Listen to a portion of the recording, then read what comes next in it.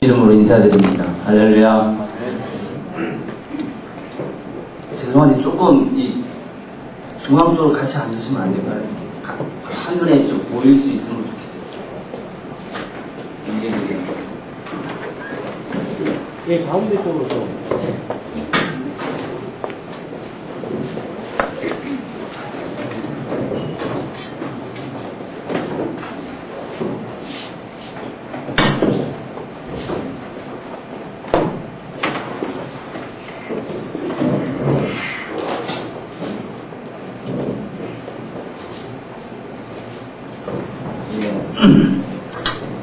이곳에 부족한 종을 보내시고 사용하실 하나님께 감사와 영광을 돌립니다.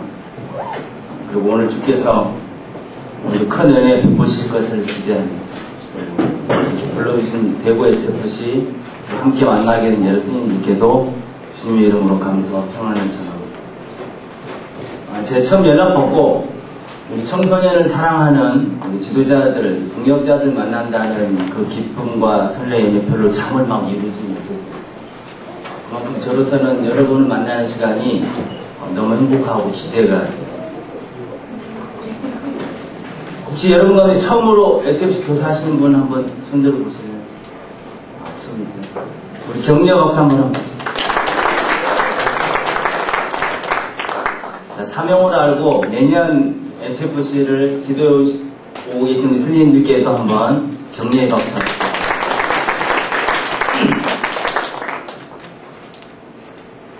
자, 제가 위에 있다가 내려와서 그런지 좀 상당히 여러분 표정이 많이 굳어 있어요. 서로 옆에 보면서 한번 한 해를 축복하면서 인사 나누면 좋겠습니다. 옆에 서로 보면서 당신의 교사 사역을 주님의 이름으로 축복합니다. 인사합니다. 김원 목사님, SFC 축복합니다. 이성상 선생님 축복합니다. 자, 이 자리에 계신 모든 우리 스님들, 우리 한 해의 사역을 주님의 이름으로 축복을 드립니다. 우리 사랑하는 주님께 땅끝에서 하시죠? 땅끝에서 찬송 같이 한번 드리고 고백한 다음에 강의 시작합니다. 간주 없으니까 일단 그냥 시작할게요.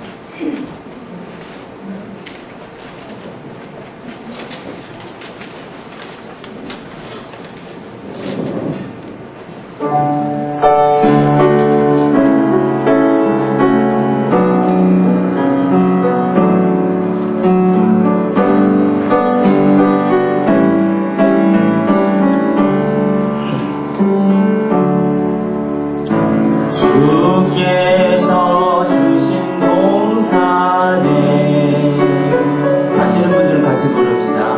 땀 흘리며 씨를 뿌리며 내 모든 삶을 드리리.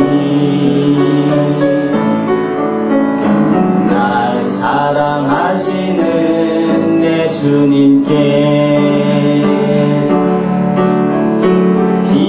바람 앞을 가리고 내 육체는 쇠잔에 져도 내 모든 삶을 드리리. 내 사모하는 내 주님께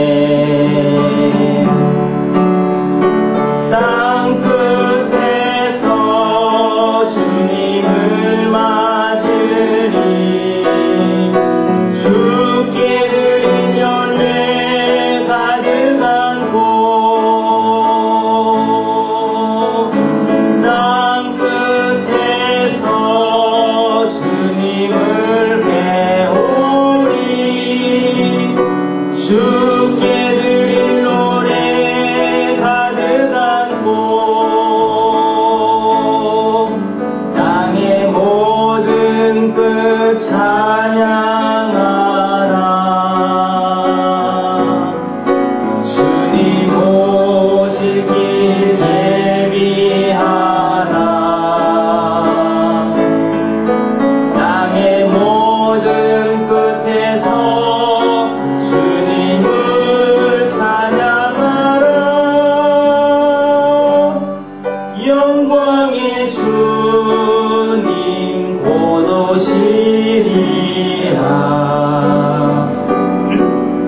반주자님 그냥 계세요. 제가 가사 한번 불러드릴게요. 주께서 주신 동산. 우리 사역의 동산이죠. 우리로 말하면 교사의 동산이죠. 땀 흘리며 씨를 뿌리며. 여러분 눈물로 기도하면서 땀 흘리며 뛰면서 말씀의 씨앗을 뿌리고 있습니다.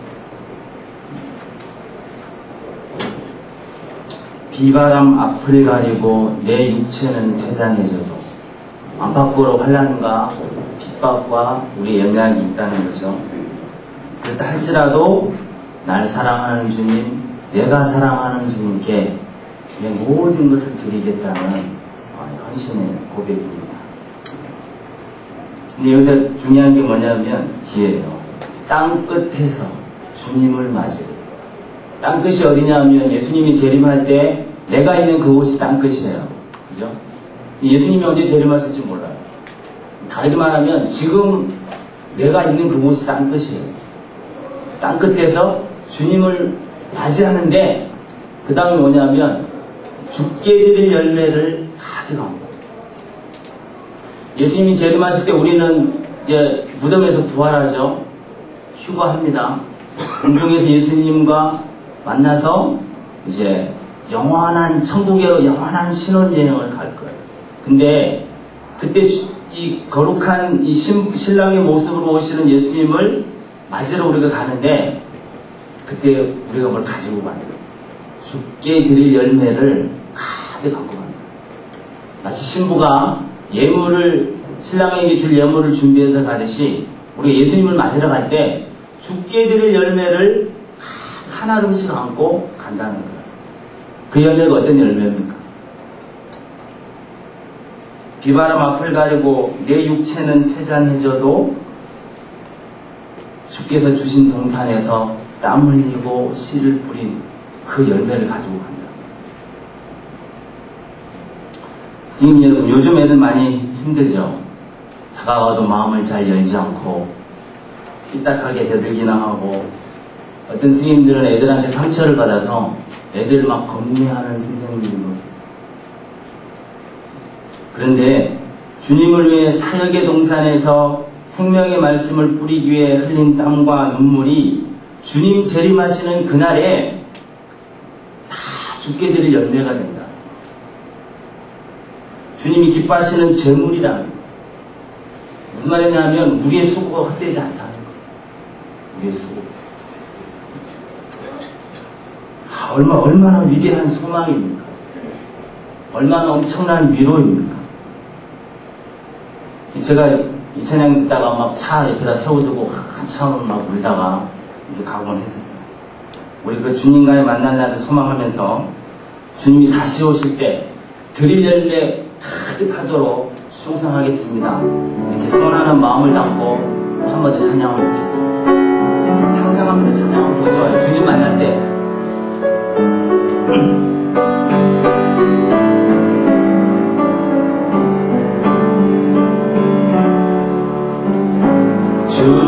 주께서 주신 동산에 땀 흘리며 씨를 뿌리며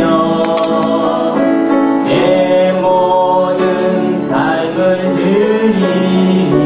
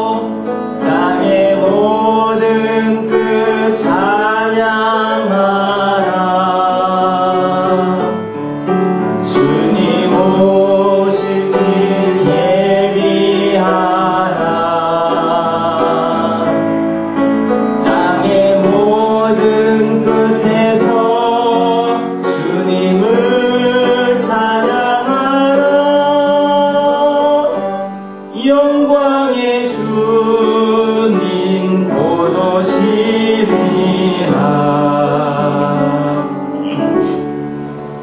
기도하겠습니다.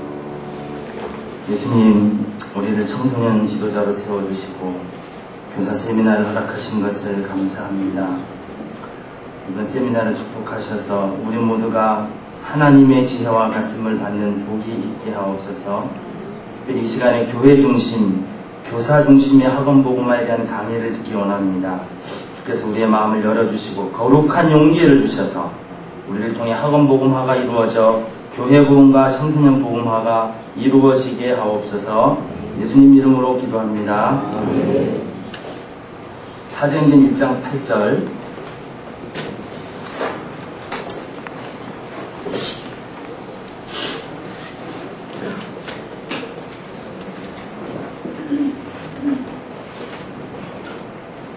장 8절 말씀 잘 아시죠? 우리 다 같이 저하고 속도 맞춰서 한번 읽도록 하겠습니다. 시작. 오직 성령이 너희에게 임하시면 너희가 권능을 받고 예루살렘과 온 유대와 사마리아와 땅끝까지 이르러 내 증인이 되리라 하시니라.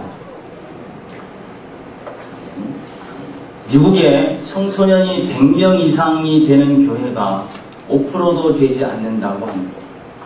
제 생각에 우리나라도 마찬가지입니다. 실제로 제가 서울의 어떤 예배당 건물이 5층이나 되는 어떤 교회를 간 적이 있어요. 중등부실에 가니까 그 해에 출석 그래프가 붙어 있습니다. 10월 달쯤에 갔는데 가장 많이 나온 데가 32명이에요.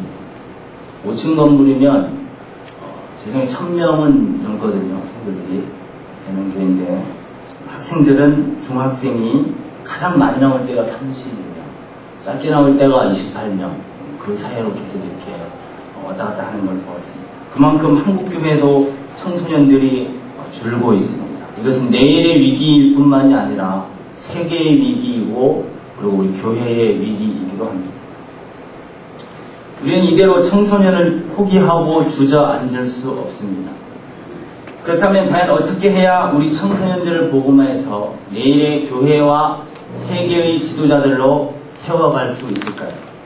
과연 우리가 힘써야 할 청소년 복음화의 대안은 무엇일까요? 오늘 우리는 이 땅의 청소년들과 우리의 미래를 가슴에 안고 진지하게 고민하기 원합니다. 그리고 성령의 지혜를 받기 원합니다.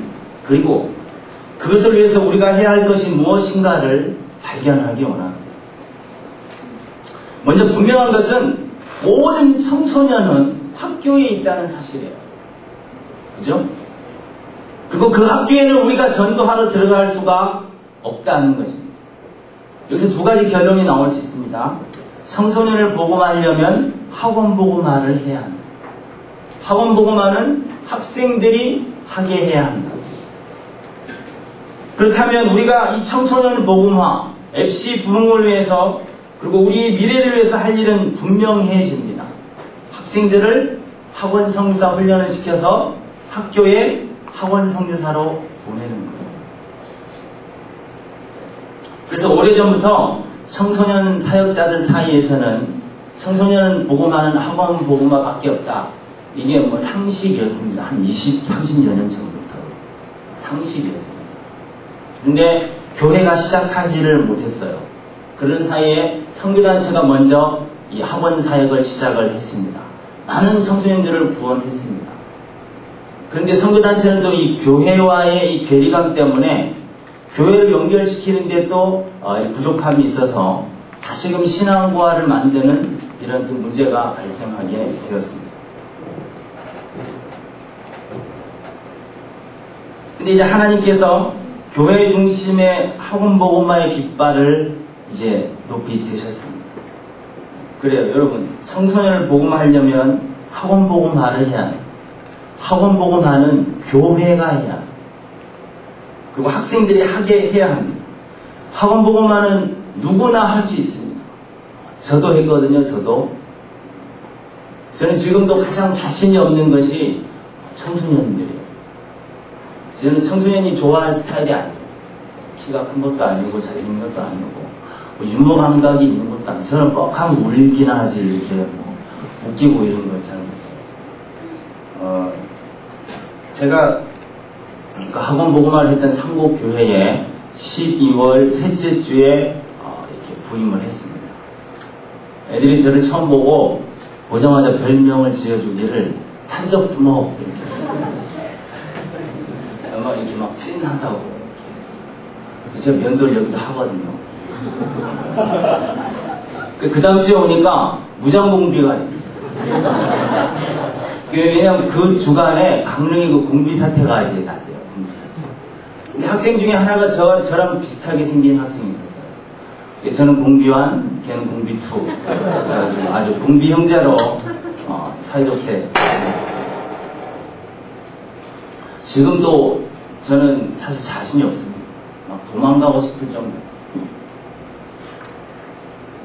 제가 원래 우리 교육자들이 11월 말에 이렇게 교체하잖아요, 그죠? 제가 12월 셋째 주에 오니까 11월 넷째 주에 이미 이제 그 전도사가 왔어요. 제가 오기 전에 중고등부와 같이 있다가 오면서 중등부, 고등부 이렇게 나뉘었어요. 근데 먼저 온 친구가 중등부를 맡았어요. 맡기로 이렇게 했어요. 근데 이제 1월부터 이렇게 맡았는데 11월 넷째 주에 왔는데 이 친구가 얼굴이 동안이에요. 그러니까 애들이고 교사고 마음이 싹 다 빼앗겨 있는 거예요. 제가 한 3주 늦게 와서 보니까. 그러니까 뭐 아주 이렇게 그 거부가 상당히 심했어요. 제가 왜 이런 얘기하면 여러분 가운데도 학생들이 거부하는 경우 만나잖아요. 그죠? 그럴 때 어떻게 일어나야 되는지를 한번 이렇게 들려주려고 이렇게 합니다. 12월 마지막 주에 교사 원래회를 했습니다. 그때 중고등부 연합으로 마지막 원래회죠. 1월부터 이제 갈라지니까. 그때 저는 교사들을 처음 봤어요. 처음 봤는데 한 여자 선생님이 저를 보더니 한숨을 팍 쉬는 거예요.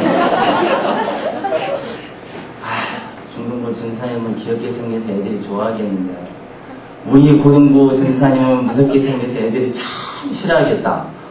우리 고등부라고 하는 거 보니까 고등부 교사인데 참 아주 걱정이 됐죠. 걱정이. 교육자 회의를 들어가는데 목사님께서 이 전사님 암흑의 집사를 조심해야 합니다. 그 집사님이라고 좀 많이 이렇게 힘들게 하셨나 봐요.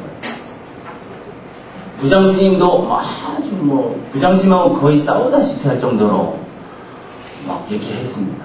저를 거부하면서 자꾸 그 전사한테 가는 거예요. 고등부 부장인데 자꾸 그 중등부 전사한테 와서 전사님은 능력 있어 보이는데 이 전사님은 능력 없어 보이는데 뭐 막 이제 좀 그러신 거예요. 이제 그렇게 하는 거죠. 애들도 싫어할 것 같고 우리도 싫고 뭐 이렇게 아주 거부가 심했습니다. 제가 첫 설교하러 1월 첫째 주에 애들 앞에 나갔는데 반은 공포의 표정이고 반은 무관심의 표정이에요. 내가 왜 고등부가 됐나 거의 이런 표정. 그래도 학원 보호만 했습니다. 그래서 뒤에 조금 얘기하겠지만 학원 보호만 하는 게 너무 쉬워요. 좀 여러분들이 먼저 학원 보호만을 해야 한다, 할 수 있다, 이런 좀 거룩한 용기를 가지고 강의를 들어주시기를 바랍니다. 제가 이제 학원 보호만에 대해서 얘기할 때마다 항상 그런 자부심을 가지는데 저를 통해 약한 자를 들어 강한 자를 부끄럽게 하시는 하나님의 말씀을 성취하셨어요. 그를 하나님 찬양합니다. 엄마를 잃은 새끼 사자 한 마리가 있었습니다. 여러분 상상하면서 들어보세요. 상상하면서. 이 새끼 사자는 지나가던 염소떼에 휩쓸려서 염소들과 함께 자랐어요. 사자는 자기가 염소인 줄 알았어요. 이 염소들은 자랄 때 뿔이 이렇게 나기 때문에 머리가 막 가렵대요. 그래서 이렇게 그 헤딩 박치기 막 장난을 하면서 이렇게 자랍니다. 이 사자는 자기가 염소인 줄 알았기 때문에 어린 염소들과 함께 매일 박치기 놀이를 했습니다. 하나 머리가 이렇게 혹이 이렇게 있었죠. 그런데 몸집이 커갈수록 염소들이 사자를 왕따시켰어요. 쟤는 좀 이상하다. 뿔도 안 나지, 몸집도 크지, 색깔도 틀리지, 소리도 틀리지, 얼굴 생김새도 틀리지, 왕따를 시켰어요. 그러니까 사자가 왕따가 되지 않기 위해서 더 열심히 헤딩을 이렇게 머리박기를 이렇게 했습니다. 머리가 막 단단해 가던 어느 날 어디선가 갑자기 하더니 늑대가 이렇게 그 염소 마을에 탁 쳐들어왔어요. 그러니까 염소들이 막 갑자기 다 혼비백산해서 숨습니다. 사자도 자기도 모르게 숲으로 가서 막 숨어서 막 떨어요. 근데 그 늑대가 막 쫓아가는 그 염소가 비명소리를 들어보니까 누구냐면 자기 엄마 염소야. 자기 주워다 키운 엄마지. 자기 엄마 염소. 막 무서워 떨던 이 사자의 가슴에 이 엄마의 비명소리를 들으니까 엄마를 구해야겠다는 효성의 마음이 막 타올랐습니다. 그래서 막 자기도 모르게 막 뛰어나갔어요. 떨다가 나가는데 막 이상하게 막 달려나가는데 막 근육이 생기고 막 이빨도 나오고 손톱도 나오고 막 힘이 막 생깁니다. 근데 더 이상한 것은 그 무서운 늑대가 자기를 보더니 푸릿하게 도망가는 거예요. 그래서 이 사자가 막 제정신이 아니고 엄마가 구해야겠다는 생각 때문에 제정신이 아니고 쫓아갔습니다. 절벽 끝에까지 쫓아왔어요. 절벽 끝에서 늑대가 막 살려달라고 막 있는데 사자가 한번 사자물을 하더니 가서 늑대를 절벽 밑으로 막 떨어뜨렸어요. 어떻게 떨어뜨릴까요? 그렇지. 막 달려가서 헤딩을 탁 해가지고 딱 떨어뜨립니다. 제가 그 중학교 때 봤던 그 이솝 우화 그 만화 한 장면이에요. 이 사자는 바보야, 그죠? 이 사자 바보. 근데 이 사자가 왜 염소처럼 살았을까?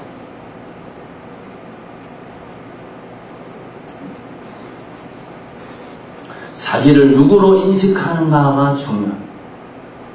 늑대는 사자를 동물의 왕으로 보았지만 사자는 자기를 염소로 보았기 때문에 염소처럼 살았다. 그런데 이 땅에 많은 성도들이 자기가 사자인 줄 몰라요. 여러분은 과연 어떻게 살고 있습니까? 여러분이 누구라고 생각하면서 살고 있습니까? 오늘 강의를 통해서 자신이 사자임을 발견하고 사자처럼 사는 축복이 있기를 소원합니다. 이렇게 좀 아멘 잘하고 이래야 서로 신이 나요. 오늘 강의는 간단하게 간증을 하고 학원 복음에 대한 이론을 이렇게 하도록 하겠습니다. 한 다음에 한 시간 잠깐 쉬고 그 다음에 그 구체적인 실제에 대해서 나누고 시간이 되는 대로 같이 한번 질문과 답변도 같이 가져보도록 이렇게 하겠습니다. 그리고 성령이 인도하시는 대로 그때그때 제가 저 청소년 사역에 대한 어떤 지혜들을 같이 나누도록 이렇게 하겠습니다. 여러분, 목사님은 성경 말씀 안에서 교회를 목회하죠. 전도사님은 목사님의 목회 방침 안에서 기관을 목회합니다. 선생님은 전도사님의 교육 방침 안에서 반을 목회해요. 그래서 우리 교사들 반 목회자라고 하잖아요. 그죠? 오늘 하는 모든 내용들을 여러분이 반에서 적용한다고 생각하고 들으시면 됩니다. 무슨 말인지 아시겠죠? 반에서. 학원 선교도 반에서 해보세요. 반에서. 오늘은 그래서 교사 중심의 학원 복음화에 대해서 이렇게 같이 나누도록 하겠습니다. 말하지만 제가 처음에는 어려움을 많이 겪었습니다. 그러나 하나님이 저를 보내셨다는 확신을 하나님께서 주셔서 낙심하지 않을 수 있어요. 그리고 하나님께서 기도를 시켰어요. 근데 워낙 반대가 강하니까 내 힘으로 안 되잖아요. 겸손한 기도를 시켰어요. 그러나 저녁마다 가서 하루에 1시간, 2시간씩 기도를 합니다. 근데 뭐 나를 우리 고등부를 성장시켜 달라거나 나를 인정받게 해달라는 기도가 아니고요. 정말 온전히 하나님 영광만 위하는 기도가 나와요. 그러니까요, 막 기도할 때 막 불이 나가는 거예요. 불이. 전에는 막 이렇게 막 불기둥이 막 나가는 것처럼 보여요. 그게 기도하니까 기도하고 나면 정말 막 새 힘이 막 나는 거예요. 거룩한 용기가 막 나는 거예요. 그래서 또 그렇게 하니까 하나님께서 어떤 이런 역사를 해주시기 시작합니다. 설교하면 애들의 눈이 쫙 빨려오는 거예요. 제가 애들 별명을 초롱이라고 이렇게 했었는데 이 눈동자들이 막 진주처럼 막 투명해지는 거예요. 막 역사하는 시간이 그럴 때는. 이제 12월 새 주주에 가서 다음 해 교육 계획을 짜기 위해서 기도를 하면서 묵상을 했습니다. 하나님, 내년에 어떤 말씀을 주시렵니까? 어떤 말씀을 성취해야 됩니까?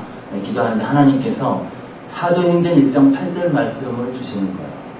그래서 저는 그걸 해석하기를 복음의 증인을 만들라는 것이구나 이렇게 해석을 했습니다. 그래서 하나님, 제가 복음의 증인을 만들겠습니다. 그래서 교육계획, 표어, 주보에 어떤 그런 들어가는 거 전부 다 복음의 증인이 되자 이렇게 제목을 잡았어요. 그리고 설교할 때 복음을 자주 전했습니다. 그 다음에 구원 상담을 다 했어요. 1시간 전 일주일에 한 3명 정도씩 해서 1시간씩 한 대부분의 학생을 구원 상담을 했습니다. 제가 기도할 때 그랬죠. 복음의 증인을 만들겠습니다. 아니, 내가 먼저 복음의 증인이 되겠습니다. 이렇게 기도를 하고 있기 때문에 여름에 수련회를 갔습니다. 구원이라는 대주제 아래 설교, 특강, 성경공부, 철로역정, 또 뭐가 있나요? 찬양, 기도회 모든 프로그램을 구원에다가 다 포커스를 맞췄어요. 여러분, 수련회는 그렇게 하는 게 좋습니다. 한 가지 주제를 완전 집중하는 게 좋습니다. 그렇게 하고 회심에서 구원을 확신하고 체험케 하는 것이 수련회의 목적이었어요. 하나님께서 수련회 때 큰 은혜를 주셨습니다. 애들이 막 마음이 이렇게 불타기 시작했습니다. 어릴 때부터 탤런트가 되겠다고 준비해오던 장승현이를 비롯해서 몇 명의 학생들이 주의종으로 이렇게 헌신을 했습니다. 다른 게 저는 부흥이라고 생각하지 않습니다. 나의 평생을 주님께 드립니다. 이 주의종이 나오는 게 부흥이에요. 그래서 근데 여러분, 수련회에서 받은 은혜로 한두 달은 가지만 두 달 지나면 본전되죠. 왜냐하면 수련회 준비에 진액을 다 쏟거든요. 그럼 갔다 와서 지쳐서 이제 뭘 못하는 거예요. 수련회에는 사후 관리가 더 중요합니다. 사후 관리가. 그래서 수련회 준비할 때 70%만 해야 돼요. 30%는 이 후속 조치하는데 남겨놓아야 돼요. 그래서 수련회 때 받은 은혜는 조금은 감정적이거든요. 아무래도 청소년기가 감성이 풍부할 때이기 때문에 더 그렇고, 시간이 지나면 감정이 식으니까 제자리 되는 거예요. 그래서 이 참된 신앙은 지정의가 함께 되는 전인격적인 것이라 되지 않습니까? 그래서 뜨거움과 성경 지식과 봉사가 함께 가야 성숙이 가능해집니다. 그래서 감정에만 머물게 해서는 안 되죠. 그래서 마음이 뜨거울 때는 말씀으로 신앙을 다져주어야 돼요. 은혜 받았을 때는 심령 상태도 옥토밭이기 때문에 말씀을 잘 받습니다. 그래서 이 지도자는 수련회가 끝나면 큰일 치렀다고 방심하고 만족할 것이 아니고 받은 은혜를 더 성숙할 수 있도록 즉각적으로 말씀과 봉사할 수 있는 기회를 줘야 돼요. 그래서 우리는 이 받은 은혜를 더욱 불태우고 깊이 뿌리를 내리게 하기 위해서 수련회 갔다 오자마자 바로 다음 날부터 신약 일독을 위한 20일 작정 새벽 기도회를 했어요. 그래서 학생들에게 20일 동안 신약을 일독하는 친구들에게는 성경을 선물로 주겠다 이렇게 하고 좀 걱정했습니다. 사실은 6시에 모여서 1시간 반 동안 성경을 읽고 한 10분 정도 같이 나눈 다음에 기도회를 하고 이렇게 마침을 해야겠습니다. 교복을 입고 와서 마침에 바로 학교 가는 학생들도 있었어요. 결과적으로 한 성경이 30권 정도가 상품으로 나갔습니다. 하나님은 아침을 깨우는 학생들에게 말씀을 통해 큰 은혜를 주셨습니다. 수련회로 뜨거워진 가슴과 성경 읽기를 통해 진리로 머리가 채워진 학생들은 이제 막 주님을 위해서 일어날 준비가 되어 있는 것 같았어요. 아니 막 봉사하지 않고는 견디지 못하는 것 같은 표정. 밥 먹여놓으니까 힘이 나서 이렇게 좀 막 있잖아요. 이게 뭐 좀 할 거 없나 뭐 이런 표정이 있잖아요. 그때 11월 말쯤 돼서 여러분 이제 SFC 자체 예배 있지 않습니까? 고등부 자체 예배가 있는데 예배 시간에 SFC 강령이라는 걸 해요. 그죠?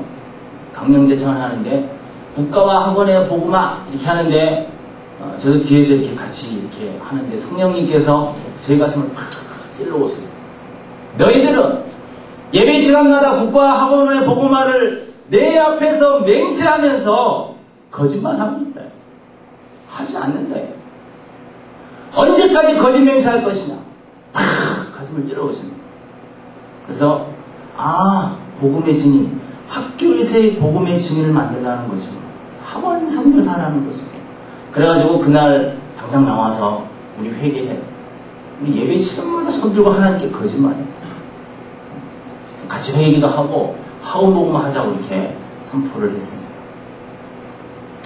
근데 학원 복음화에 대한 기초 지식이 없어요. 아직까지 학원 복음화 관의 책이 나온 게 없어요. 세계적으로. 어디서부터 해야 될지 모르겠어요. 그냥 이 학원을 내게 주소서 그냥 막 소리 지르면서 하라고 했습니다. 애들이 은혜 받으니까 해내는 거예요. 2주가 지나서부터 학원 모임이 만들어지기 시작했습니다. 그래서 98년에는 이제 그 학원을 정복하자 이래가지고 그걸 표현을 해가지고 학원 선교를 했습니다. 그리고 12월에 가서 정리를 이렇게 했는데 98년 1년 동안 12개 학교에서 200명의 학생들이 모였어요. 이게 제적이 아니고 모임 출석이에요. 제적은 한 275명 이 정도 됐는데 모임이 한 200명 정도씩 매주 모이고 우리 교회로 110명이 전도하셨습니다. 그래서 이제 그래서 그냥 제가 그때 뭐 이렇게 좀 책을 썼었는데 학원 모임은 결코 어려운 것이 아니었습니다. 학원 모임을 만드는 우리 친구들의 공통된 고백이 뭐냐면 이미 준비가 되어 있더라는 거예요. 이미 기다리는 사람들이 있더라는 거예요. 너무 쉽더라는 얘기예요. 가장 큰 변화는 무엇보다 학생들이 그전에는 가지지 못했던 생각, 나는 학원 선교사로 학교에 간다는 이 증인의식을 가지게 되었다는 것이었습니다. 먼저 개략적인 그림으로 저희 교회에서는 이 학원 복음화를 하는데 이런 과정 단계를 거쳤어요. 첫 단계가 뭐냐면 복음을 통한 분위기 조성입니다. 분명한 신앙 고백과 구원의 확신을 다지게 하는 거예요.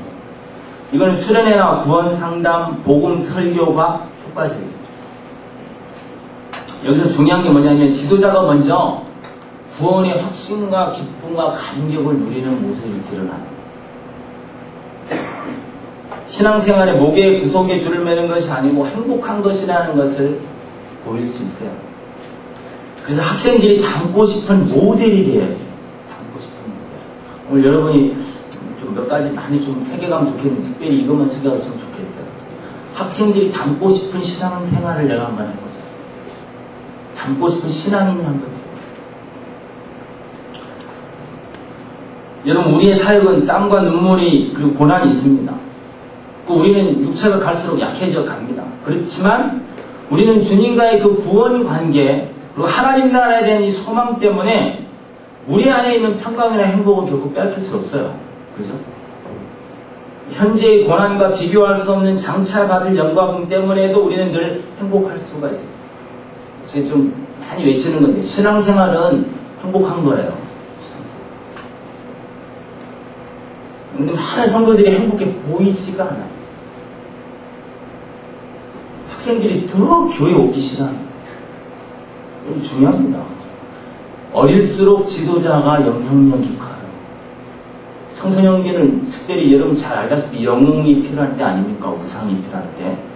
하나님의 어떤 모습을 예수님의 어떤 인격이나 어떤 사역을 성품을 보여줄 수 있는 지도자가 필요하다는 거예요. 닮아가면서 배우는 거거든요.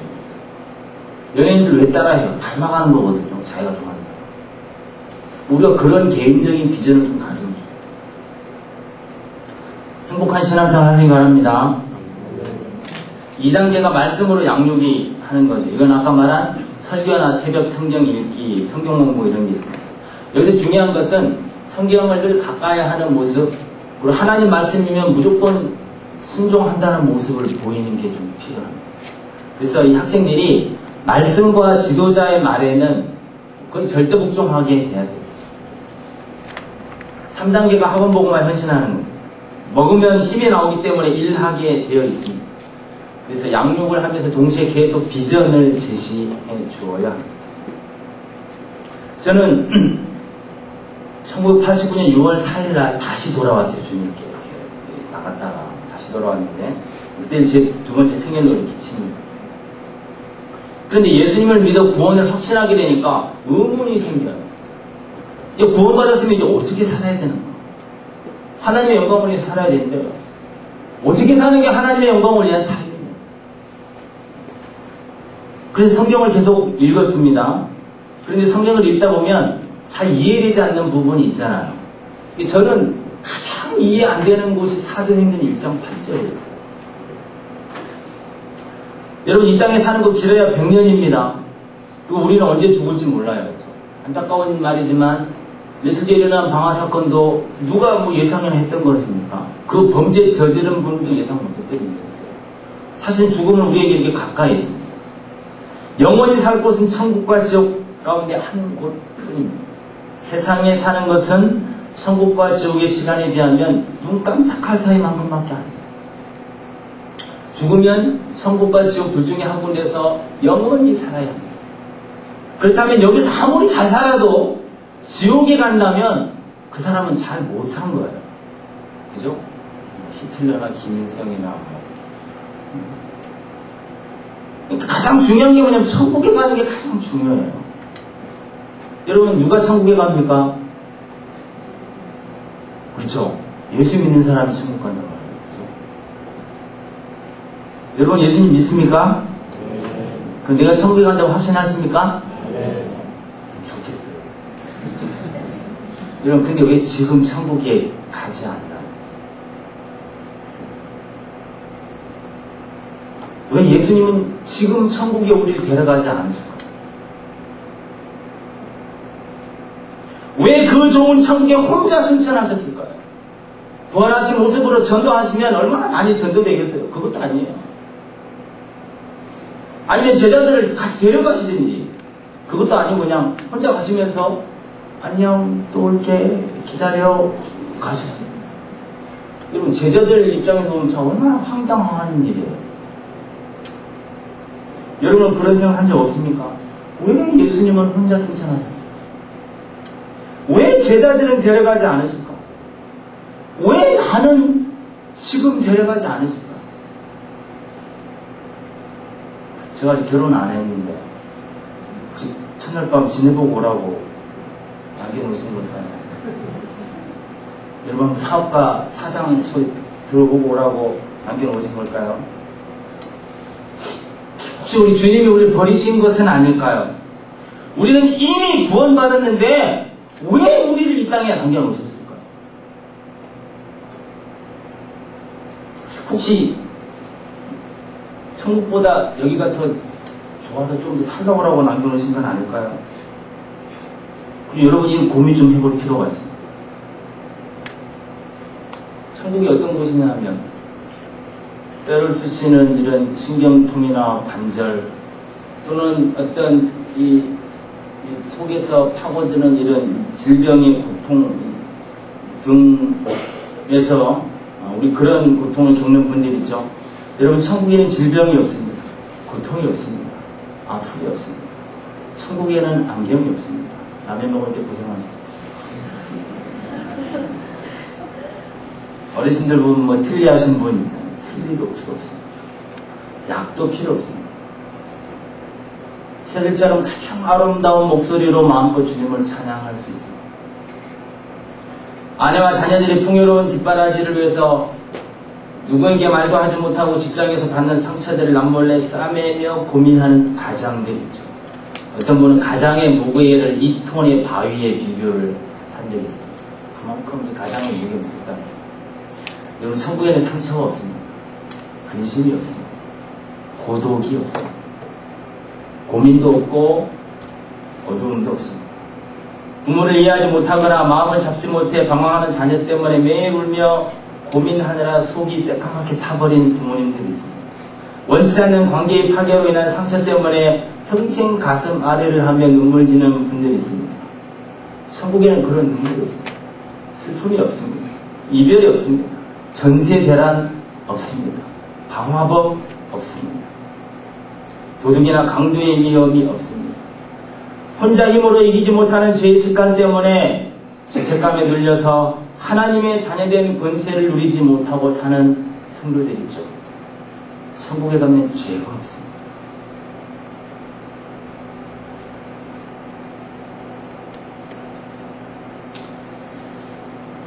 죄의 영향력도 없고 죄로 인한 죄책이나 정죄나 비판이 없습니다. 천국은 사실 말로 다 표현할 수 없는 거죠. 완전한 만족, 완전한 행복, 완전한 기쁨이 충만하는 거죠. 무엇보다 천국에 가면 예수님이 우리를 기다리고 계십니다. 당신을 위해 작은 자를 섬겼던 것까지 다 기억하시고 상급을 예비하시고 우리를 기다리고 계십니다. 그 예수님과 얼굴과 얼굴을 맞대고 영원한 신혼을 즐기며 살 거예요. 그래서 저는 막 지금 천국 내려가면 참 좋겠어요. 천국에서 예수님과 살고 싶어요. 이 땅에 사니까 믿음으로 사는 거 참 쉽지 않단 말이에요. 내 마음과 뜻은 그렇지 않은데 현실과 상황에 밀리거나 이 자기 연약함으로 인해 죄를 짓기도 하고 나이가 한 살 한 살 먹어가면서 육체의 연약과 함께 마음도 약해지는 것 같아서 괴롭습니다.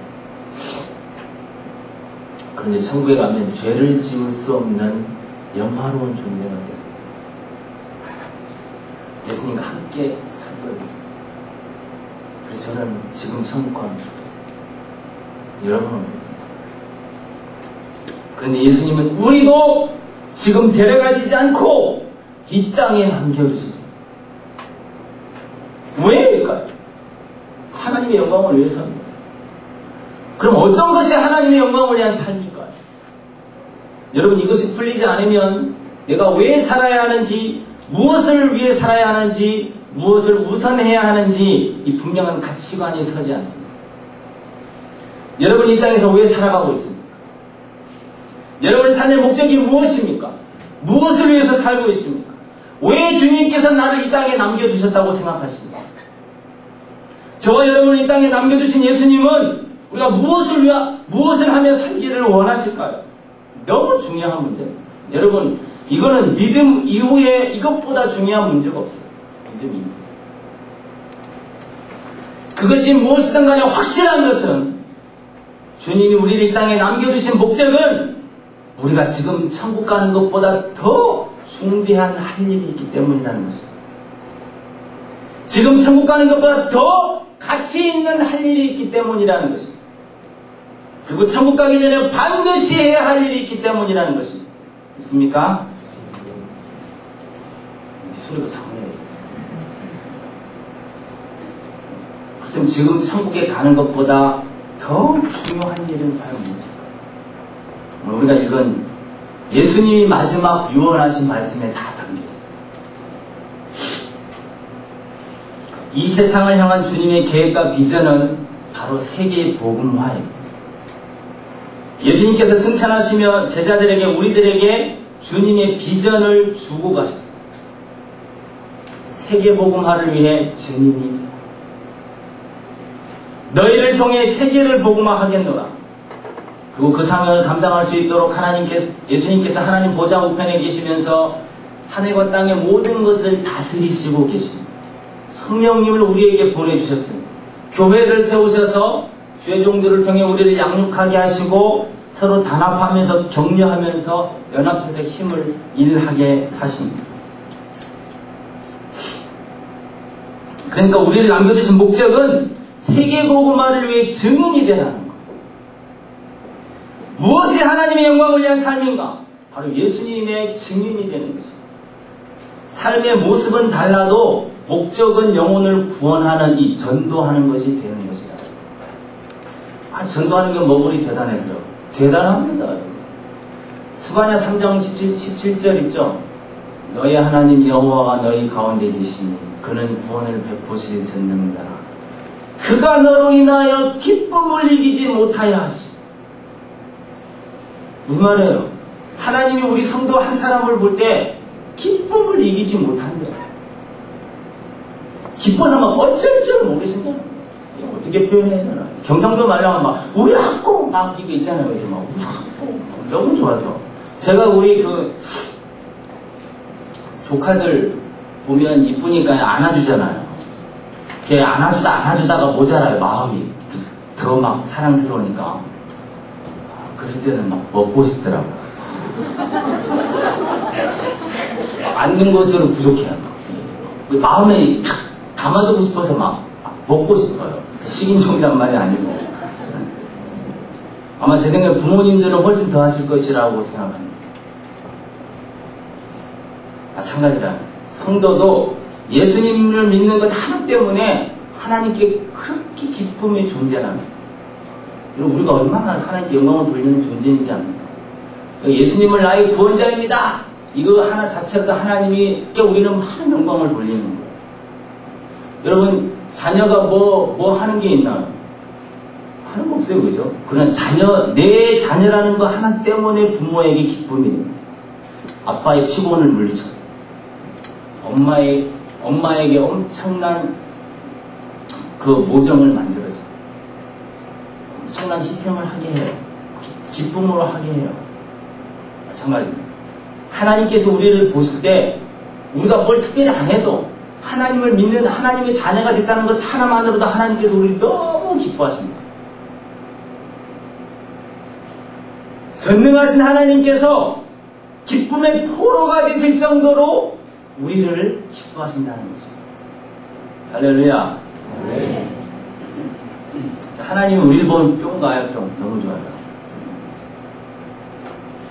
그런데 누가복음 15장 7절에 보면 죄인 하나가 회개할 때 의인 99을 인한 것보다 더 기뻐하신다. 어떻게 얘기해요? 성도를 보면서도 좋아서 어쩔 줄 모르고 기쁨의 포로가 되실 정도로 좋아하시는데 거기에 99배 더 기뻐하는 모습이면은 어떻게 표현하는 거예요? 사람 같으면 그냥 기절하는 거지. 너무 좋아요. 하나님이 이렇게 한 사람을 전도할 때, 구원할 때, 주님께로 인도할 때 내가 드리는 기쁨에 100배나 기쁘게 하신다. 그 전도는 대단한 거예요. 하나님께 영광 돌리는 가장 최고가 없는 전도. 우리가 오늘 최소한 두 가지 생각을 바꿔야 돼요. 내 존재의 목적은 예수님의 증인이다. 영혼 구원. 영혼 구원은 하나님이 너무 기뻐하십니다. 이 생각이 좀 바뀝니다. 얼마나 기쁘시면 하늘에서 잔치를 베푸시고 영원토록 하늘의 별과 같은 이런 영광을 주시겠다고 하셨겠습니다. 성경은요, 또 말하기를 한 영혼이 천하보다 귀하대요. 그죠? 무슨 말이냐면 한 사람이 온 세상보다 더 가치 있다는 거예요. 우리로서는 도저히 계산이 안 나오죠. 예수님도 그 사람을 구원하기 위해서 생명을 바쳤습니다. 그만큼 귀한 것이 영혼입니다. 한 사람의 가치가 세상보다 귀하기 때문에 그러한 영혼을 구원한 일보다 더 귀하고 더 가치 있는 일이 없어요. 그죠? 그래서 전도하는 것은 대단한 일입니다. 엄청난 일입니다. 우리는 한 사람 오면은 만나보다 할지 모르지만 하늘에서 그 시간 잔치를 할 정도로 대단한 일이에요. 나라를 세우는 것보다 내가 한 사람 전도하는 게 하나님께 100배나 영광을 돌리는 거예요. 믿기 바랍니다. 여러분 현대 정주영보다요 월 3집 사는 성도가 하나님께 더 영광 돌리는 중이에요. 세상에서 가장 부자라는 빌 게이츠보다 한 사람을 구원하는 그 교사가 하나님께 비교할 수 없이 영광 돌리는 존재예요. 우리가 하는 일이 얼마나 위대하고 대단한 일인가 우리가 자부심을 가져야 돼요. 그러니까 예수님의 복음을 전해서 죄로 죽은 영혼을 구원하는 것, 영혼을 구원하기 위해 생명의 말씀을 가르치는 것이 하나님의 영광을 위한 최고의 삶입니다. 전도하는 것이 가장 대단한 삶입니다. 바로 그 증인의 삶을 살다 오라고 우리를 남겨놓으셨다. 그래서 우리는 전도하기 위해서 빛과 소금의 삶도 살아야 되고 복도 받아야 되고 공부도 잘해야 되고 이러는 거죠. 자, 우리를 증인으로 남겨두셨으니까 증인에 대해서 또 좀 들어야죠. 증인은 재판장에서 사실만 말하는 사람입니다. 신빙성을 위해서 2명 이상이라야 됩니다. 그리고 평소의 삶이 인정을 받아요. 평소의 삶에서 인정을 받지 못하면 증인으로 인정을 하지 않습니다. 성경적인 증인이라는 말은. 그 증인이 거짓말을 했을 경우에는 그 거짓말에 해당하는 벌을 자신이 받아야 돼요. 이 사람이 사람 죽이는 거 내가 봤어요. 이렇게 했는데 이게 거짓말이에요. 그럼 내가 살인죄가 되는 거예요. 이 말한 이 죄를 내가 받아야 돼요. 그러니까 증인은 결코 사실에 대해서만 말하는 사람이라 해야 돼요. 그리고 증인은 이 순교자와 같은 의미예요. 죽기까지 목숨을 걸고 사실을 말하는 사람이 증인이에요. 내 증인이라 그랬죠. 예수님의 증인. 어디서? 보냄받은 곳에서. 그러니까 증인은 보냄받은 곳에서 예수님에 대한 사실을 목숨을 걸고 말하는 사람. 예수님을 증거하는 일에 목숨을 건 사람이 바로 증인이라는 것이죠. 증인이 지금 증인 니꼬르 지금 뭐예요? 성도죠, 성도. 증인으로 남겨놓으셨습니까? 여러분 놀랍지 않습니까? 예수님은 바로 예수님을 증거하는 일에 목숨을 걸으라고 생명을 연장시켜 주신다는 것. 예수님에 대한 사실을 전하라고 이 땅에 남겨두셨다는 것입니다. 그러니까 전도와 선교는 시간이 나면 하고 형편이 되면 하는 것이 아닙니다. 최초의 목적, 최고의 목적, 최고의 목적이 되어야 됩니다. 이쯤에서 우리는 마음의 깊은 곳에서부터 내가 잘못 살았구나, 이 회개의 마음이 부리듯 일어나기 시작해요. 그리스도인은 예수님이 오실 때까지 예수님을 증거하기 위해 존재하는 사람입니다. 믿습니까? 우리 한번 따라하면 좋겠어요. 나는 예수님이 오실 때까지 주님을 증거하기 위해 존재한다. 우리 고백이 되기를 소원합니다. 내가 있는 곳에서 만나는 모든 사람이. 주님은 세계복음화의 비전을 우리에게 주셨습니다. 세계복음화에는 세계 안에 있는 모든 복음화가 다 포함되어 있어요. 그죠? 가정복음화, 지역복음화, 직장복음화, 민족복음화, 학원복음화. 그리고 그 각 곳곳의 복음화는 그곳에 보냄받은 사람이 해야 합니다. 가정복음화는 그 가정에서 먼저 믿은 사람이 하는 거죠. 지역복음화도 그 지역에서 먼저 믿은 사람이 하는 거예요. 직장복음화도 직장에 있는 믿는 성도가 하는 거예요. 그렇다면 학원복음화는 누가 해야 됩니까? 학생이 해야 돼요. 우리 학생들이 해야 될 이 세계복음화에서 맡은 게 뭐냐 하면 학원복음화. 그러니까 학생들이 학원복음화를 하는 것이 바로 세계복음화를 위해서 맡은 역할을 감당하는 거죠. 해외에 나가야 세계 선교하는 게 아니에요. 내가 있는 그곳에서 열심히 충성된 증인이 되는 게 바로 세계 선교하는 거죠. 학생들은 학원 선교하는 게 바로 세계 선교하는 거예요. 내가 있는 그곳에서 증인이 되는 것이 바로 세계복음화에 동참하는 것입니다. 주님은 이렇게 세계복음화를 명령할 때 모든 복음화를 다 명령하신 거예요. 그러니까 주님이 학교를 정복할 것을 명령하신 거죠. 학원복음화는 미루거나 회피하거나 포기할 수 없는 하나님의 선교 사역입니다. 학생들에게 이거 심어줘야 됩니다. 예수님은 예수님의 증인으로 학생들을 학교에 보내시니까요. 예수님을 전하고 천국에 오라는 것이니까요. 그렇다면 중요합니다. 하든 하지 못하든 우리는 증인으로 사는 것입니다. 우리의 삶은 증인으로의 고백입니다. 그리고 주님 앞에 섰을 때 예수님은 우리가 얼마나 증인의 삶을 살았는가를 가지고 우리의 충성됨을 판가름하실 것입니다. 여러분 천국에 가면요, 세상에서 가졌던 직분이나 직위나 성적이나 돈이나 권세나 인기나 직업이나 외모나 아무런 가치 없습니다. 오직 얼마나 증인이었는가가 중요합니다. 70년 사는 우리가 하루살이를 볼 때 누가 왕인지 누가 미인인지 그런 거 관심 안 갖잖아요. 이 하루살이가 내 앞에서 부자든 미인이든 대통령이든 아무 의미 없잖아요. 우리 눈에는 그저 벌레일 뿐입니다. 마찬가지로 하나님의 영원한 시각에서 우리를 볼 때 우리 학력이나 우리 어떤 소유나 권력이나 아무런 의미와 가치가 없습니다. 그것들을 얼마나 주님의 증인으로 주님을 전하기 위해 사용했는가만 중요할 뿐입니다. 전도서가 바로 그 내용이잖아요. 전도서. 내가 부와 지식과 쾌락과 권세와 이 세상에 누구보다 풍요롭게 다 이런 걸 경험해 보았는데 헛되고 헛되니 헛되고 헛되다. 그러면서 마지막 하는 말이 뭐? 이 세상의 무가참을 들려주면서 오직 하나님을 경외하는 게 인생의 본분. 그게 영원한 거다. 이 얘기잖아요. 그리스도인은 이것을 아는 사람입니다. 그래서 세상보다 큰 가치를 추구하는 사람입니다. 한 사람의 영혼이 온 세상보다 귀하기 때문에 구원받은 우리는 세상보다 큰 자입니다. 세상보다 가치 있는 자들입니다. 그래서 구원받은 사람은 세상 것을 채워서 만족할 수 없는 사람입니다. 여러분, 우리 이거 여기서도 회개해야 돼요. 세상 것 채워서 우리는 만족할 수 없는 사람입니다. 제발 너무 쫓아가지 마세요. 세상 것으로 행복할 수 없는 사람입니다. 세상보다 큰 가치를 추구하는 사람입니다. 증인이 되어서 영혼을 구원하는 일보다 더 큰 가치는 없습니다. 저 혹시 지금 저거 기타 좀 틀었어요? 틀지 마시라고.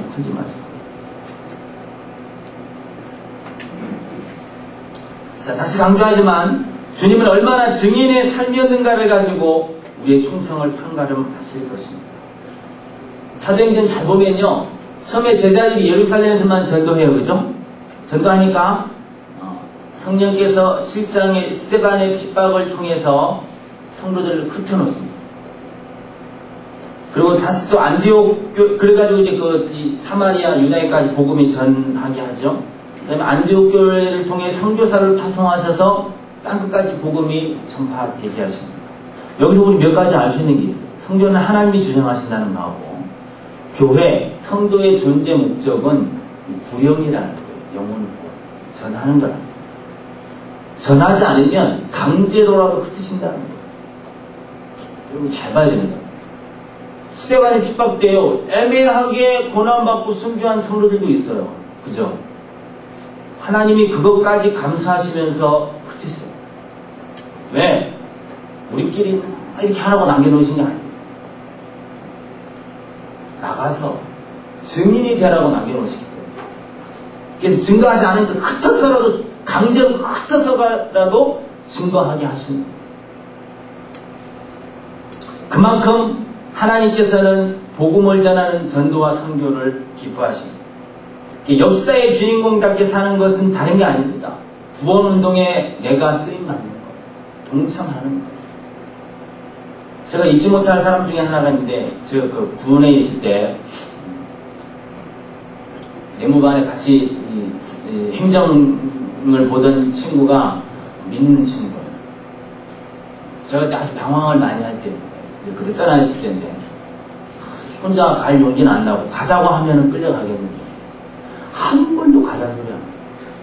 회식하는 데 가면 술 마십니다. 나이트도 갑니다. 다 따라옵니다. 근데 한 번도 가자는 소리가. 제가 다시 주님께 돌아와서 신앙생활하고 나니까 그 친구가 얼마나 생각이 나는지, 그 나쁜 녀석. 이 좋은 신앙생활을 왜 가자 소리는 안 해요? 지금은요, 불쌍해요. 하루를 마감할 때마다 마음 깊숙한 곳에서 들려오는 질문이 있습니다. 나는 오늘 얼마나 증인의 삶을 살았는데, 저와 여러분은 과연 복음의 증인이 삶의 목적이 되고 있습니까? 여러분 기억하십시오. 예수님이 우리를 이 땅에 남겨주신 목적은 예수님의 증인으로 남겨놓으셨습니다. 우리 삶의 최고의 가치와 목적은 주님을 증거하는 것입니다. 우리 학생들의 최고의 가치와 목적은 학교에서 주님을 증거하는 것입니다. 학원 복음화를 왜 해야 되는가? 지금 한 것만 가지고도 이미 사실 됐어요. 그죠? 조금 더 덧붙인다면, 마태복음 28장 20절에 세상 끝날까지 너희와 항상 함께 있겠다. 이게 만약 그 당시 제자들에게만 주신 명령이라면 영원토록 함께 있겠다고 하실 이유가 없어요. 그죠? 그 다음 또 세상 끝날에 있을 사람에게까지 너희라는 말을 쓰셨거든요. 그러니까 이 너희라는 말에는 예수님을 믿는 모든 사람이 다 포함되어 있습니다. 왜 학원 복음만 해야 되는가? 인구의 3분의 1이 학교에 있습니다. 학교와 관계하고 살고 있습니다. 오늘도 그들은 복음을 듣지 못해 허랑방탕하게 살고 죽어가고 있습니다.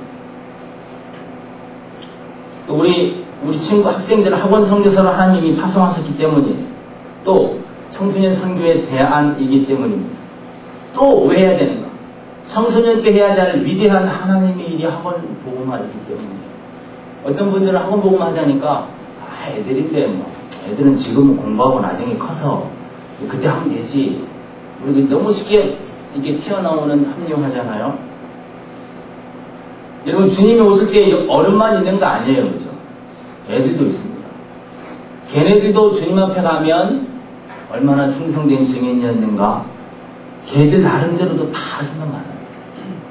여러분 우리 주일학교 학생들은 뭐 하는 일 없는 것 같아요. 제 친구 중에 개척한 친구가 있는데 그 교회는 어르신들이 많아요. 할머니, 할아버지. 근데 어르신들은 한 번씩마다 이렇게 토라지시잖아요. 그러면은 잘 안 된대요. 한 머리 막 길고 이래 해도. 근데 그 친구 목사 아들이 있어요. 6살 뭐 이 정도. 얘를 신방 보내면 할머니가 당장 쫓아옵니다. 얘가 막 한달에 막 안기면은 할머니 막 다 풀어진대요, 할머니들. 근데 그분 밥값 다 밥값 한다. 어린이는 어린대로 다 자기 존재 역할을 해요. 이 친구가 지금 증인 사역하고 있는 거 아닙니까? 마찬가지입니다. 예수님 재림하시면 다 그 나이에 맞게, 직분에 맞게, 달란트에 맞게 하나님이 주신 만큼 다 충성됨을 이렇게 요구하세요. 학생들도 학생으로서 얼마나 증인이었는가를 또 판단을 하실 것입니다. 그리고 청소년은 위대한 일을 할 수 있습니다. 여러분 요셉이 꿈을 이루기 위해서 훈련을 시작한 게 17살 때 청소년 때예요. 사드락, 메삭, 아벳느고가 오직 하나님께만 경배하겠다. 용광로에 목숨을 던진 게 청소년 때입니다. 다윗이 이 블레셋과 골리앗을 넘어뜨리고 이스라엘을 구원한 것이 전쟁에 나갈 수 없는 청소년들입니다. 영국을 구한 조지 휘필더와 웨슬레가 이 학원 모임인 홀리클럽이라는 것에서부터 경건을 쌓기 시작했습니다. 아메리카에서 해외 선교가 시작된 것은 학생들끼리 모여 기도하던 헤이스텍 기도회라는 것에서부터 시작이 됐습니다. 그들은 청소년 때에 위대한 일을 해냈습니다. 여러분 지금 우리나라 스타 되면 누구에게 인기 있어야 돼요? 청소년이에요. 농구선수 누가 먹이 살려요? 제가 볼 때 어른들 뭐 얼마나 먹이 살려요? 애들이 다 먹이 살려요. 청소년은 영향력 있는 시기입니다. 가능성 있는 시기입니다. 할 수 있는 시기입니다. 청소년이 가장 영향력 없는 곳이 어디냐 하면 교회예요.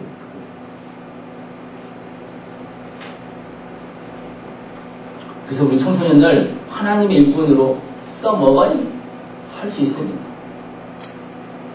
그다음 아까 말한 99배나 하나님을 기쁘시게 하기 때문에 그만큼 학원 보고만 하는 경험이 되죠. 그 교재에 있는 3번 교회 중심의 학원 보고마가 무엇인가? 이건 한번 같이 읽으면 좋겠습니다. 이 한마디에 학원 보고마의 모든 내용이 다 함축되어 있습니다. 3번 있죠? 저랑 속도 맞춰서 한번 읽어볼게요. 시작. 하나님의 은혜 존재하는 학교를 영광을 위하여 하나님께 드리고자 학원 선교사들이 학교에서 모임을 만들어 기도와 예배와 친교를 나누고 불신 친구를 초청하여 교회로 인도하는 학원 선교 운동. 6학원칙으로 되어 있으니까 쉽습니다. 하나님의 의에 존재하는 학교를 하나님의 영광을 위해 하나님께 드리고자 학원 선교사들이 학교에서 모임을 만들어 기도와 예배와 친교를 나누고 불신 친구를 초청하여 교회로 인도하는 학원 선교 운동. 학교의 주인이 누구인가? 제가 한번 물어봤습니다. 초등학생들, 교장 선생님요. 중학생한테 물어보니까 이사장님요. 고등학생은 문교부를. 대학생은 뭐라고 그러겠어요? 머리에 띠를 두르고 학생 인주하는. 여러분 핸드폰이 공장에서 만들어져 나왔다고 공장이 주인이 아니죠.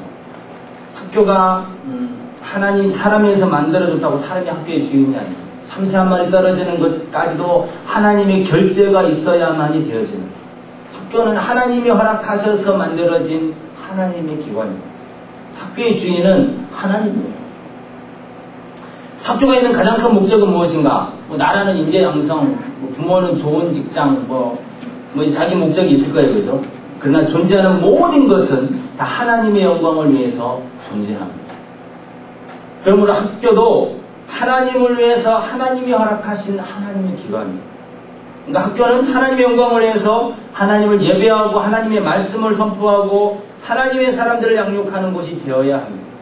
하나님의 영광을 위해 움직이는 곳이 되어야 합니다. 그래서 존 락스라는 사람은 학교는 사람을 위해서가 아니라 하나님의 영광을 위해서 필요하다, 이런 말을 했어요.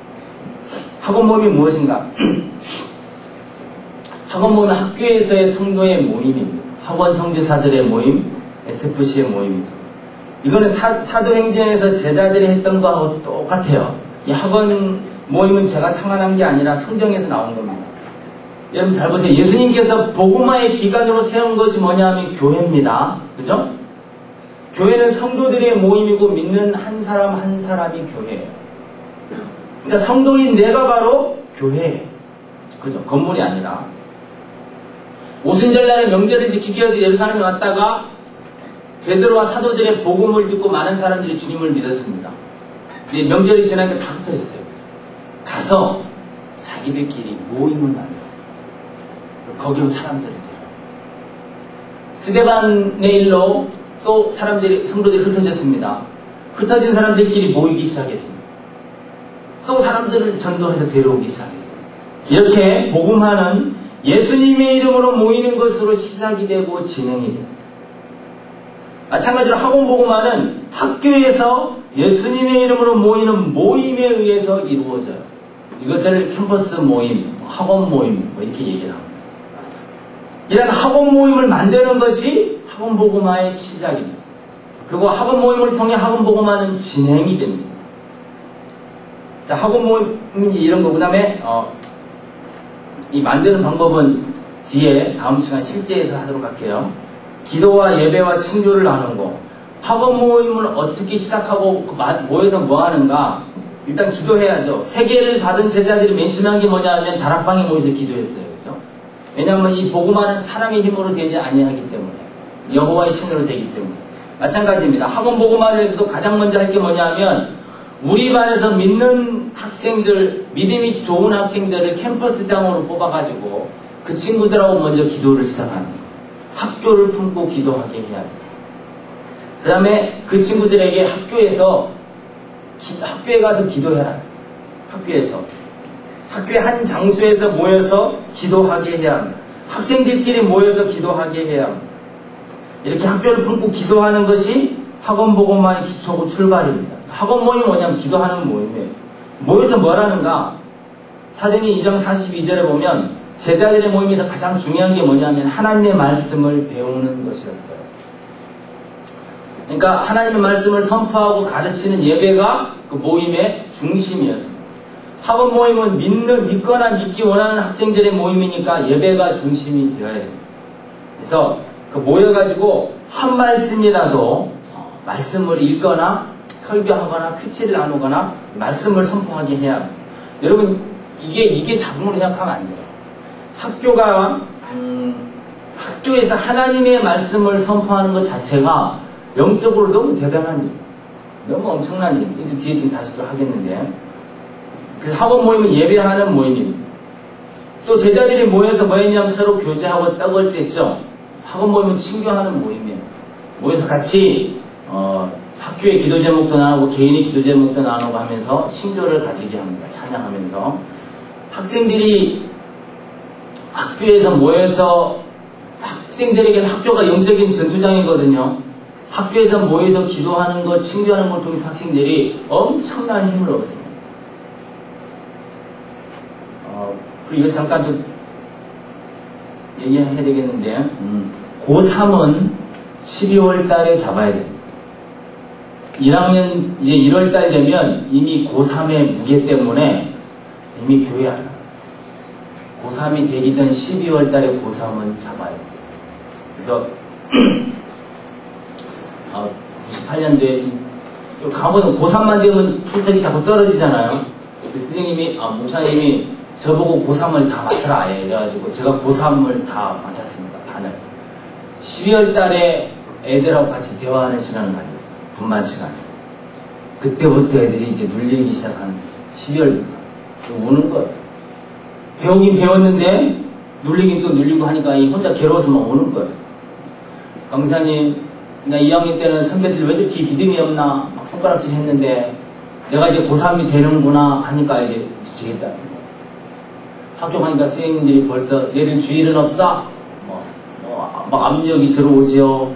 뭐 이러니까, 아주 눌려가지고 아주 괴로운 거죠. 같이 대화를 많이 나눴습니다. 너희들 어른이 된다는 게 뭐냐 하면 그만큼 책임이 많아지는 거다. 지금 고3만 지나면 가벼워질 것 같냐? 더 책임 많아지냐, 어른이 될수록. 지금 믿음으로 못 이기면 커서 못 이기겠어요. 고3이 먹을 대수냐. 그래가지고 제가 고3 기도회를 매일 하라고 했어요. 우리가 한번 좋은 전통 만들어보자. 그래서 고3 기도회를 매일 했어요.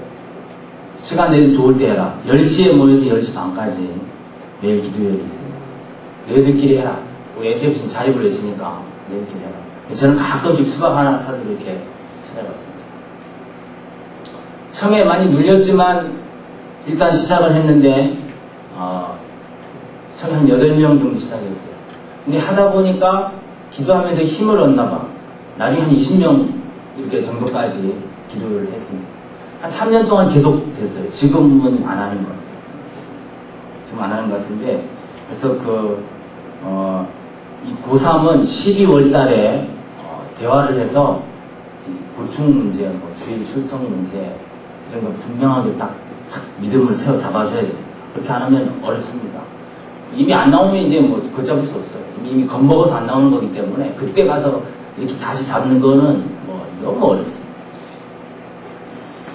그다음에 불신 친구를 초청하여 우리 제자들의 모임을 보면 이미 제자들만의 모임이 아니죠. 날마다 구원받은 자가 더했다고 했습니다. 마찬가지입니다. 우리 학원 모임도 우리들끼리만 모이면 의미가 없어요. 여러분, 성도들의 모임은요, 새로운 영혼이 더해지지 않으면 갈수록 힘을 잃게 돼 있어요. 계속 더해져야 힘이 더 나게 됐어요. 그래서 이 학원 이 제자들 보면 막 나가서 막 선포 전도했습니다. 제자들 보면. 그 다음에 또 한편으론 친한 사람들에게 가서 우리 모임이 있는데 한번 왔나? 이래가지고 그 모임에 이렇게 데리고 오는 거예요. 우리 친구들도 학교에서 똑같이 하는 거예요. 선포 전도하는 거는 애들에게 사실 쉽지 않습니다. 그거가 요구할 필요는 제가 없고, 제가 볼 땐 친한 친구를 그 학원 모임에 데리고 오라. 그 모임에 데리고 와서 불신 친구를 초청하는 게 그거예요.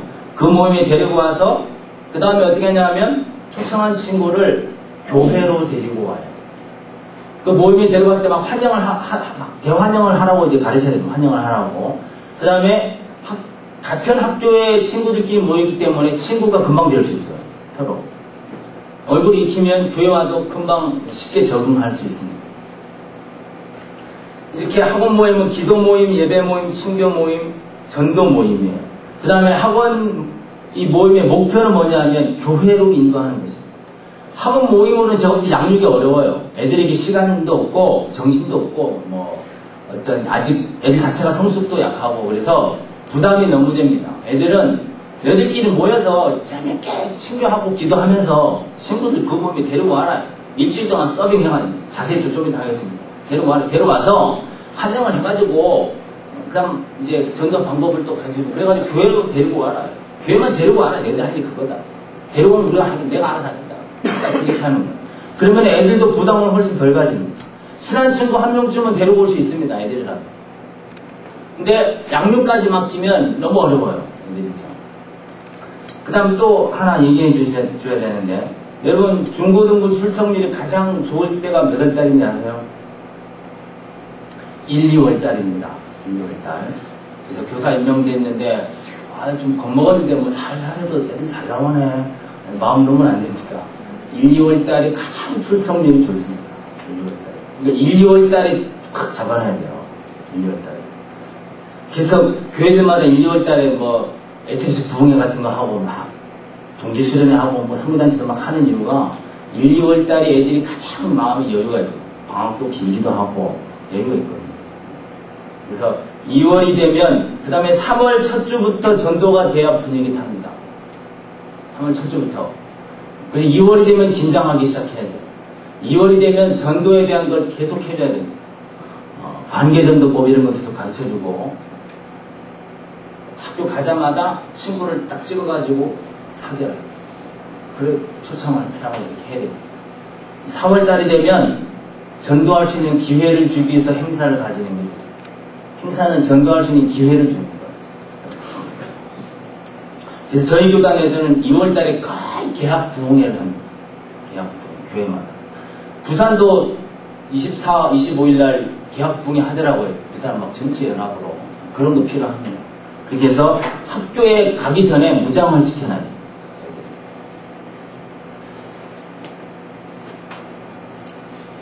새 친구를 교회로 인도하기 위해서 학생들에게 이 방법을 가르쳐줘야 돼요. 자꾸 자랑하라고 해야 됩니다. 자랑. 예수님 자랑, 목사님 자랑, 교회 자랑, 선생님 자랑, 여자친구들 자랑, 남자친구들 자랑, 선생님 자랑, 우리 모임 자랑 막 자랑하게 해요. 이것도 자세하게 좀 이따 다시 하겠습니다. 아직도 이 학원 모임에 대한 이론적인 부분이 감이 잘 안 온다. 학원 모임은 구원운동이에요. 문화운동이 아니에요. 구원운동이에요. 신앙을 유지하기 위한 소극적인 운동이 아닙니다. 예배하고 칭기하고 초청하는 적극적인 전도운동, 구원운동입니다. 학원 이 운동은 학생운동입니다. 학생들이 우리 SF 자립을 외치잖아요. 학생들이 학교에서 자기들끼리 모임을 만들어서 친구를 데려와서 교회를 인도하는 학생들의 주도가 되어야 되는 운동이에요. 우리는 방패가 되고 바람이 되어주고 지도해주는 것이 우리가 하는 역할입니다. 그 다음에 이 학원운동 교회 운동이죠. 교회 중심으로 해야 됩니다. 교회를 인도하는 게 최종 목표입니다. 왜냐하면 예수님이 교회를 통해 구원운동을 펼치시기 때문입니다. 예수님이 남기시는 구원운동의 기관은 교회죠. 예수님은 2000년 전에 육신을 입고 구원운동을 하셨습니다. 지금은 육신은 이미 승천하셨고 이제 뭘 가지고 하냐면 교회를 통해서 하세요.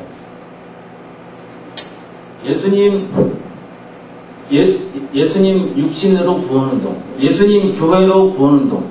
그러니까 이게 그러죠, 그죠? 그래서 교회는 예수님이 목표예요. 무슨 말인지 아시죠? 그러니까 구원운동은 교회인 성도들을 통해서 교회 중심이 되어야 합니다. 마찬가지죠. 학교에서 모여서 뭐 하는가 좀 어려우면 반 모임이라고 생각하면 쉬워요. 반 모임. 반의 지사 모임이라고 생각하시면 돼요. 본사 지사처럼. 이것도 자세한 건 뒤에 하겠습니다. 그 다음에 학교의 친구들을 전도하는 거기 때문에 학생들 입장에서 보면 되게 쉽습니다.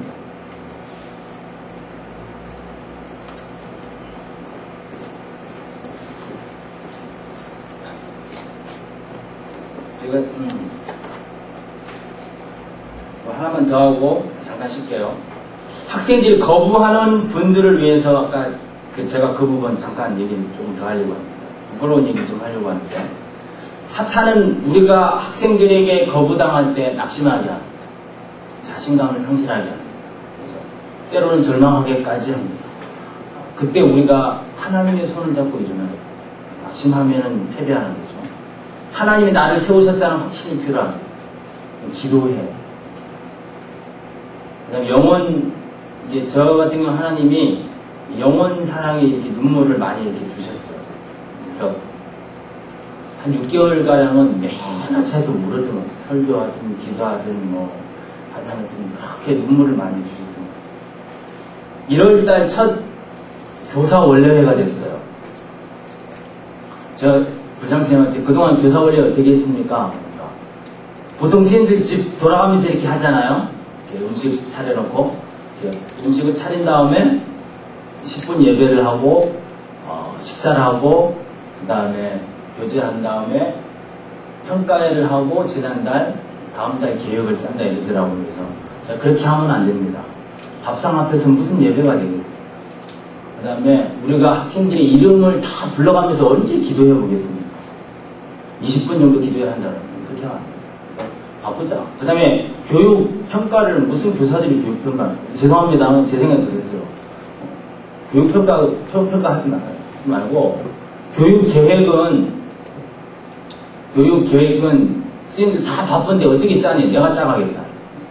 이래야 1년 쫙 이것도 맞고, 일관성 있게 되어버리니까. 그러니까 너무 좋아도 스님들 부담됐는데 그런 거 계획 짜고 막 해야 되니까 더 좋아하시더라고요. 그래서, 밥부터 먹고 시켜 놀자. 놀았습니다. 그 다음에 그 평가를 제가 했습니다, 선생님.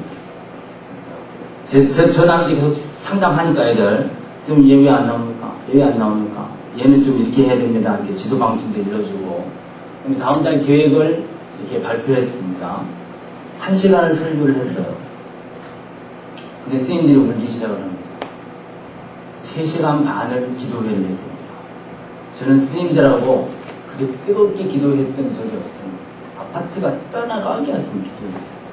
그러나 하나님이 참 은혜를 주셔서 아무도 뭐 이렇게 뭐라고 하지는 않았는데 7시에 시작해서 12시 반에 마쳤어요. 그 해는 우리 매월 그렇게 했어요. 이름을 전부 한 명 한 명 다 불러갑니다. 그렇게 되니까 그 다음 날부터 100% 순한 양이었어요.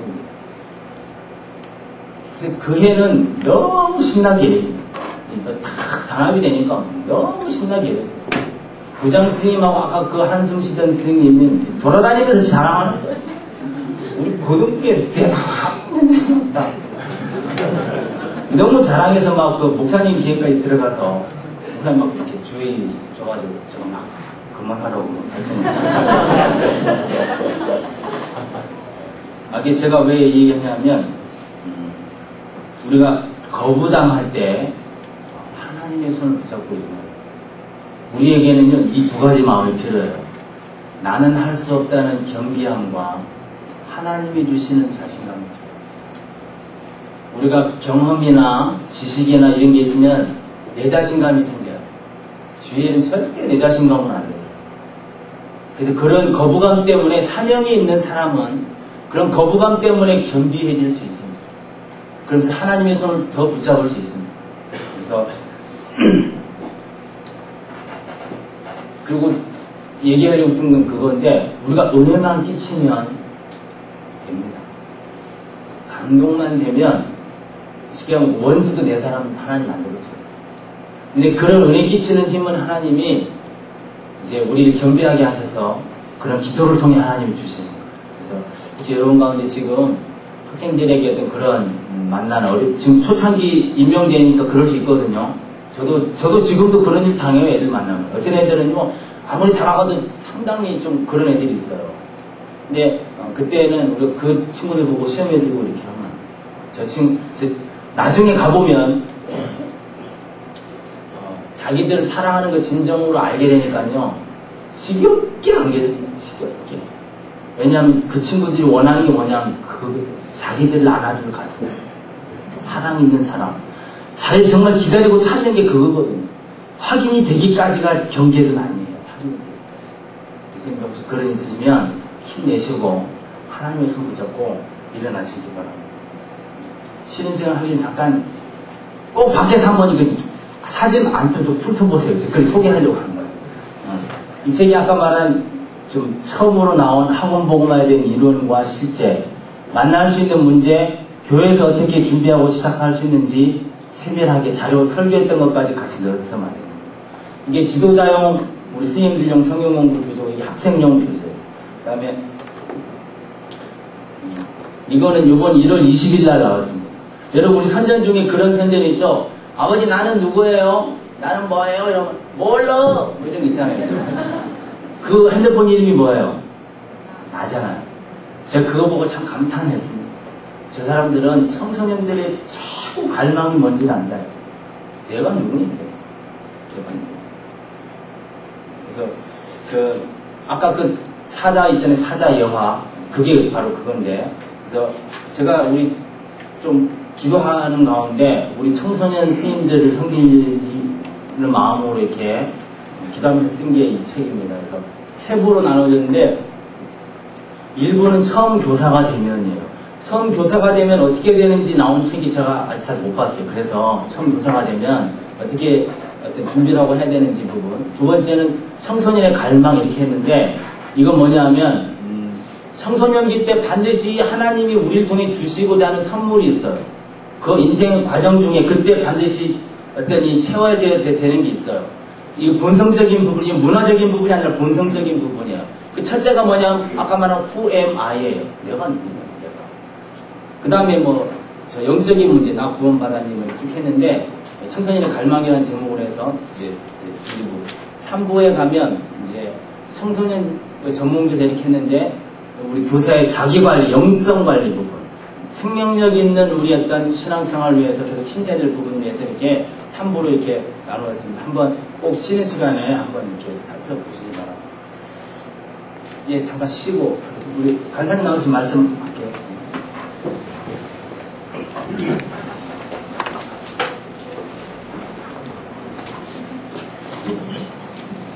네, 감사드립니다. 네. 잠깐 쉬었다가 다시 시작을 하도록 하겠습니다. 쉬기 전에 저희가 경과보고를 좀 드리려고 합니다.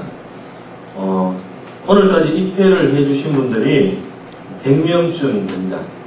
단체 입회가 4교회, 그래서 40명 그렇게 됩니다. 그래서 저희들이 전체적으로 재정을 뽑았는데 약 200만원 정도 됩니다. 그래서 저희들이 이 교사 세미나를 위해서 쓴 돈이 195만원 정도 됩니다. 강사 사례까지 모든 것을 합쳐서. 그래서 약 한 5만원 정도 남았는데, 남은 이 5만원을 가지고 저희들이 무엇을 하느냐. 다음 주에 24일과 25일 저녁에 우리 중고등부 학생들을 위해서 저희들이 학교에 가서 그들이 학원 선교사로서 아니면 정말 하나님께서 파송한 믿음의 용사로서 잘 살아갈 수 있도록 하기 위해서 부흥사경회를 저희들이 준비를 매년 하고 3년째 원래로 그렇게 합니다. 그래서 거기에 들어가는 재정이 약 매년 150만원에서 230만원 사이 정도 됩니다.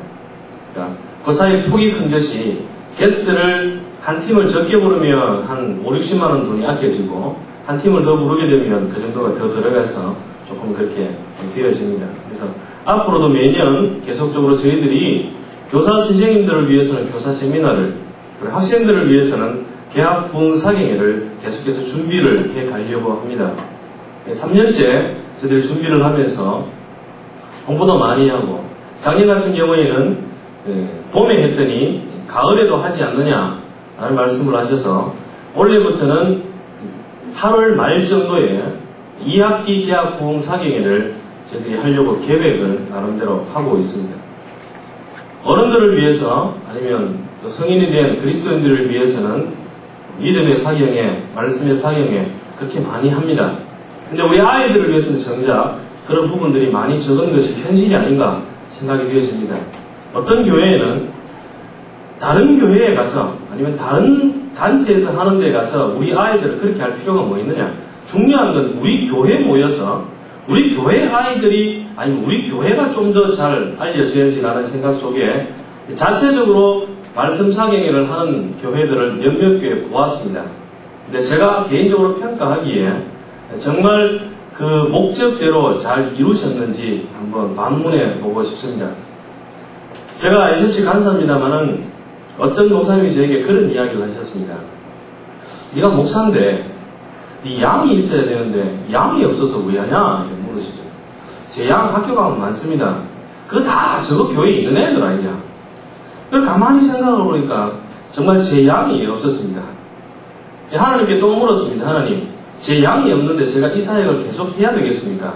그때 하나님께서 저에게 마음을 주시기를 몽땅 다 네 양이라고 생각하면 다 양이다. 그렇지 않습니까? 우리 교회에 와야지 그 학생은 의미가 있는 것이고 그 학생은 나에게 사랑받는 존재가 되는 것인지 여러분 자신들에게 좀 반문을 해보셨으면 좋겠습니다. 그래서 저희들 성심껏 그리고 저희들 기도하면서 준비했습니다. 서문로 교회에서 24일 그러니까 월요일과 화요일 저녁에 있습니다. 안타깝게도 아이들에게 맡겨놓으면 아이들은 아직 판단이 잘 서지 않는지라 제각기 자기의 속인에 오는 대로 돌아다니다가 안 올 경향들이 많습니다. 그래서 좀 생각이 있으신 교사 선생님들이나 우리 교육자분들이 차에다 태아가 한 봉고 확 실어 왔다가 한번 꼭 확 실어가면 정말 아이들이 변화될 수 있고 뒤집어질 수 있는 역사를 제가 작년에도 경험했고 그 전에도 경험했었습니다. 그때 아이들이 와서 기도하고 그 열정들을 가지고 학교에서 저를 만나기도 하고 또 교회 속에서 나름대로 또 자기의 역할들을 하는 걸 보고 이 사역을 계속 해야 되겠다라는 생각을 가진 적이 있습니다.